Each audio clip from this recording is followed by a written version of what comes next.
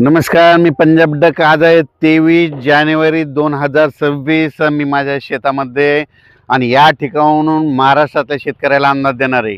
कारण की काय झालं, कर्नाटक, निपाणी, जत, तेलंगणाच्या शेतकऱ्याचे फोन येलेत, आम्ही तंबाखू काढली.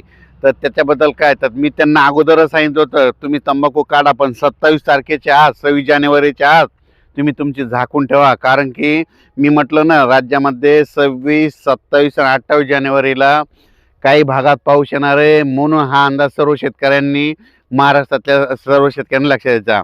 मग राज्यात पाऊस कुठं पडणार आहे?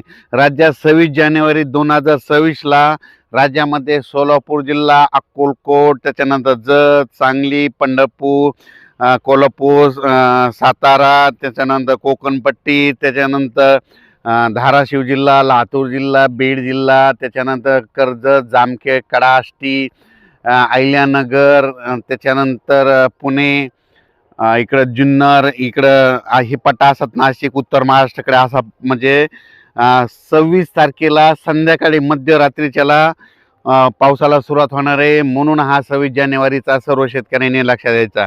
राज्यातल्या सर्व शेतकऱ्याला सांगू इच्छितो की तो पाऊस लगेच 27 तारखेला पुन्हा थोडा पुढं सरकेल. त्याच्यानंतर ते थोडा मराठवाड्याकडे येईल आणि इकडं खामगाव घाटाच्या खाली इकडं नंदुरबार, धुळे, जळगाव तिकडं जाईल. त्याच्यानंतर अकोल्याकडे जाईल, शेगावकडे जाईल, आणि तसा तो पाऊस इकडं पूर्व विदर्भाकडं 28 तारखेला जाईल. पण हे पाऊस सगळीकडे जास्त सर्व जोर नाही पडणार, फक्त काय होणार आहे, काही भागात पडणार आहे, पण पाऊस पडणार आहे. त्याच्यानंतर राज्यातल्या सर्व शेतकऱ्याला सांगू इच्छितो, जनता कांदा असं तुम्ही 26 जानेवारीच्या दुपारपर्यंत तुम्ही कांदा तुमचा झाकून ठेवा. कांदा, त्याच्यानंतर तंबाखू देखील तुम्ही झाकून ठेवायची. ज्यांचं मका काढली असेल तर त्यांनी मका देखील झाकून ठेवायची. तूर शेतकऱ्यांना सांगू इच्छितो की तुम्ही तुमचं आणखीन 2-3 दिवस तुम्हाला शिल्लक आहे. 26 जानेवारीच्या दुपारपर्यंत वेळ आहे, तुम्ही तुरीचं खळं करून घ्या, नसता झाकून ठेवा, म्हणून हा अंदाज लक्षात घ्या. नसता हार्वेस्टरनं काढून घ्या, म्हणून हा अंदाज. कर्नाटकच्या शेतकऱ्यांनी, महाराष्ट्रातल्या शेतकऱ्यांनी हा अंदाज लक्षात घ्यायचा. कारण की राज्यात खराब वातावरण, मी म्हणलं होतं ना, जानेवारीच्या शेवटच्या आठवड्यात राज्यात खराब वातावरण होणार आहे. अगोदरच मी कल्पना दिली होती. 26, 27, 28 दरम्यान राज्यात पावसाचं वातावरण होईल असं सांगितलं होतं. मग राज्यात पुन्हा परत शेतकऱ्याचे फोन आले की राज्यामध्ये ह्या पावसामध्ये गारपीट होईल का? तर राज्यातल्या सर्व शेतकऱ्याला सांगू इच्छितो, ह्या 26, 27, 28च्या दरम्यान 27 तारखेला मात्र राज्यात तुरळक ठिकाणी, म्हणजे क्वचित, म्हणजे काही ठिकाणी थोडंफार गारपीट होण्याची शक्यता आहे. पण ती कुठं होते तुम्हाला एक सांगतो. गारपीट, पहिली गोष्ट शेतकऱ्यांनी एक लक्षात घ्यायचं, या गारपीटीवर अभ्यास करण्यासाठी मला 15 वर्ष गेले. तर गारपीट कुठं होती, तर तुम्हाला सांगतो की एखादी समजा डोंगर असं, तर एखाद्या डोंगरावर गारपीट होणार, पण त्या डोंगराच्या बाजूला काळीची जमीन असेल तर तिथं गारपीट होत नाही. झाली तरी बोरा एवढले होते. म्हणून हे गारपीटीचा अंदाज सर्व शेतकऱ्यांनी लक्षात द्यायचा. एखादी नदी जर असं, त्या नदीच्या बाजूला इकडून 1 किलोमीटर, डाव्या साईडने 1 किलोमीटर, उजव्या साईडच्या 1 किलोमीटरच्या परिसरामध्ये त्या पट्ट्यामध्ये गारपिटीचं होत असते आणि भविष्यात होणार, हे कायमचं वयमध्ये लिहून ठेवा.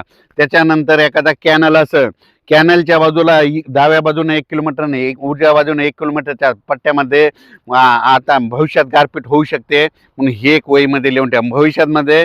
भविष्यात कधी जरी झालंय, समजा आतापासून 15-20 वर्ष तर झाली गारपीट, तर कुठं होणार, एक तर डोंगरावर होणार, नदीच्या बाजूला होणार, कॅनलच्या बाजूला होणार. एखादं तळ असेल तर तुम्हाला एक उदाहरण सांगतो. हे आमचं इथं एक आपलं मला याचं तळ आहे, आपलं दुधना धरण आहे. तर त्या धरणाच्या बाजूला चारी बाजूनं 1 किलोमीटरच्या अंतराने गारपीट होते. हे कायमचं लक्षात घ्या. म्हणजे हे तुम्हाला कोणत्याही गारपीट तज्ज्ञाला विचारा, तुम्हाला कोणता तज्ज्ञ सांगणार नाही, पण ह्या गारपीटीवर मला 15 वर्ष अभ्यास करायला गेला. नेमकी गारपीट कुठं होते त्याच्याबद्दल सांगितलं. जिथं जिथं काळीची जमीन असते तिथं गारपीट होत नाही. झाली तरी मात्र बोरा एवढेली होते, म्हणून हे लक्षात द्यायचं. अशी मोठी लिंबासारखी होणार नाही. पण ह्या उद्याच्या पावसामध्ये, म्हणजे 26, 27, 28च्या दरम्यान राज्यामध्ये काय होणार आहे, तुरळक ठिकाणी हे जे पट्टा आहे, तुम्हाला सांगू इच्छितो, इकडं कोल्हापूरपासून कर्जत, जत, सांगलीचा हे असा पट्टा, अहिल्यानगर आणि असा जळगाव, जामोदपर्यंत हे जे पट्टा आहे, ह्या पट्ट्यामध्ये कोणत्या तरी भागात तुरळक ठिकाणी गारा पडलेल्या आहे. अशा म्हणजे काही गावातच दिसतील, 1-2 ठिकाणी दिसतील, म्हणजे म्हणतील की ह्या ठिकाणी गारपीट झाली, असं थोडं अंशतः सांगण्यात येईल. सगळीकडे पडणार नाही, त्याच्यामुळे काही चिंता करायची गरज नाही. म्हणून हा अंदाज सर्व शेतकऱ्यांनी लक्षात घ्यायचा. आणखीन एक शेतकऱ्याला सांगू इच्छितो, दरवर्षी आपल्या महाराष्ट्रामध्ये तुम्ही काय करा, एक वहीमध्ये लिहून ठेवा, यापुढे कोणाला विचारू नका. तुम्हाला एक सांगू इच्छितो, दरवर्षी आपल्या महाराष्ट्रात म्हणजे आपला महाराष्ट्रासहित मध्य प्रदेश, महाराष्ट्र, छत्तीसगड, तेलंगणा, आंध्र प्रदेश, इकडं कर्नाटक, ह्या 4 राज्यातल्या सर्व शेतकऱ्याला सांगू इच्छितो, तुम्ही गारपिटीची वर्षानुवर्षीची तारीख लक्षात घ्या. तुम्हाला कोणता तज्ज्ञ सांगणार नाही. दरवर्षी ह्या 4-5 राज्यामध्ये 22 फेब्रुवारी ते 10 मार्च त्या 20 दिवसामध्ये काही भागात गारपीट होते. हे मात्र कायमचं वहीमध्ये लिहून ठेवा. तुम्हाला कोणता तज्ज्ञ सांगणार नाही. हे स्वतः अभ्यासानुसार तुम्हाला सांगू इच्छितो. म्हणून हे मग ही गारपीट कशामुळे होईल, मला बऱ्याच शेतकऱ्याचे मेसेज आले, तर त्यांना सांगतो, आत्तापर्यंत 2020 पर्यंत आपल्या गुजरातच्या पलीकडे अफगाणिस्तान आहे, त्या अफगाणिस्तानचं बाष्प म्हणजे तिथलं सोप्या भाषेत सांगतो ते आभाळ आपल्याकडे कधीच येत नव्हतं. पण काय झालं, ह्या 2020 पासून 2020च्या नंतर आपल्या महाराष्ट्रामध्ये तापमान वाढले. म्हणजे जानेवारी फेब्रुवारीमध्ये तापमान वाढतं. तापमान वाढल्यामुळे हवेचे कमी दाब तयार होतात. कमी दाब तयार झाले की वारे जास्त दाबाकडून कमी दाबाकडे येत असल्यामुळं तिकडलं बाष्प जे बाष्प होतं ते काय व्हायचं, म्हणजे अफगाणिस्तानहून कराचीहून पाकिस्तानहून हरियाणा, पंजाब, उत्तर प्रदेश, काश्मीर, त्याचा हे प्रवास तसा होता. पण ह्या 2020 पासून काय झालं, आपल्याकडे ऊन तापायले जानेवारी फेब्रुवारीमुळं, मग ते बाष्प आपल्याकडे खेचल्या चालले. त्याच्यामुळे आपल्या महाराष्ट्रात गारपीट वाढली. आणि गारपीट हे कमी करायचं असेल तर महाराष्ट्रातलं तापमान कमी करावं लागेल, इतर राज्यातलं तापमान कमी करावं लागेल. तापमान कमी करायचं तर झाडं लावावं लागतील. झाडं लावा, पृथ्वीचं तापमान कमी करा. जोपर्यंत तापमान कमी होणार नाही, आता पहिलं तुम्ही बघा, 10 वर्षापूर्वी आपल्या महाराष्ट्राचं तापमान होतं 40, 38, 39, 40 अंश. आता 47 अंशापर्यंत गेलंय. आणखीन भविष्यात 1-1 अंशानं वाढायलंय.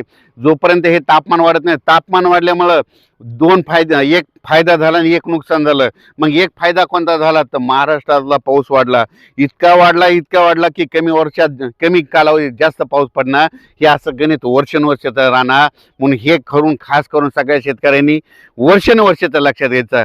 जोपर्यंत तापमान कमी होणार नाही तोपर्यंत हे गारपिटीला सामना जावं लागणार आहे, अतिवृष्टीला सामना करावा लागणार आहे. म्हणून हे सांगू इच्छितो. आणि गारपिटीचं सांगायचं झालं तर शेतकऱ्याला सांगू इच्छितो, दरवर्षी महाराष्ट्रामध्ये 22 फेब्रुवारी 10 मार्च त्या 20 दिवसात गारपीट होती. फक्त एका भागातच होती. उदाहरण सांगतो, हे आज आमचं गुगळी धामणगाव आहे, समजा परभणी जिल्ह्यात एका भागात झाली तर पुढच्या वर्षी लगेच दुसरा जिल्हा पकडेती, तिसऱ्या वर्षी तिसरा जिल्हा, चौथ्या वर्षी चौथा. गारपीट काय करते, दरवर्षी भाग बदलत राहते. म्हणून हे अंदाज सर्वप्रथम सर्व शेतकऱ्यांनी लक्षात द्यायचा.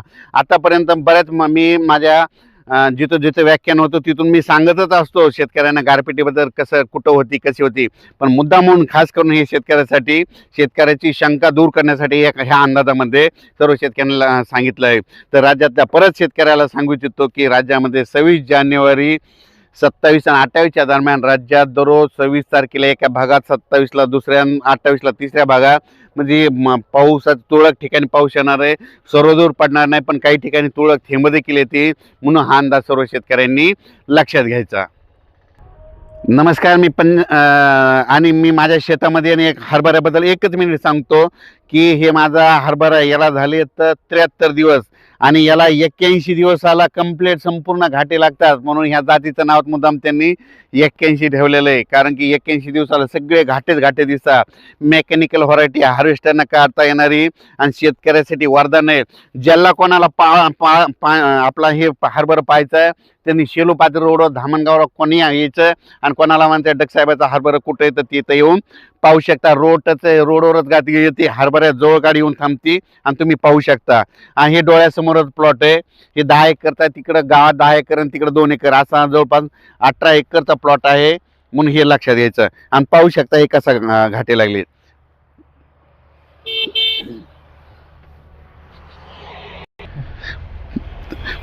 पुढील अंदाज आणखीन परवा दिवशीच्याला देण्यात येईल. म्हणून सर्व शेतकऱ्यांनी हा अंदाज लक्षात घ्यायचा. धन्यवाद.